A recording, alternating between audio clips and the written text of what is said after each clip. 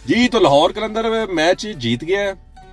चौथा पीएसएल का मैच था जो लाहौर कलंदर और कोयटा ग्लैडिएटर्स के दरमियान हुआ।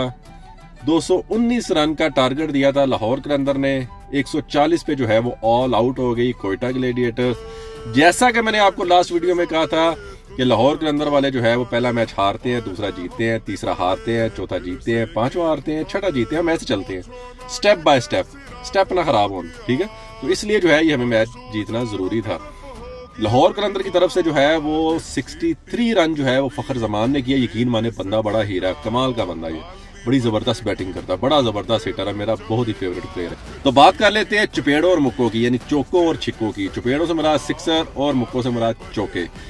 तो लाहौर कलंदर ने जो है वो कोयटा को 9 चुपेड़े मारी हैं और आगे से कोयटा ने भी लाहौर कलंदर को जो है वो 9 ही चुपेड़े मारी हैं। एक हिसाब बराबर है चुपेड़ा का। बात कर ले मुक्कों की, तो मुक्के जो है वो लाहौर के अंदर ने 23 मारे हैं कोयटा ग्लैडिएटर्स को और आगे से कोयटा ने भी जो है वो 11 मारे हैं। तो तकरीबन अद्धे मुक्कियां का फर्क है।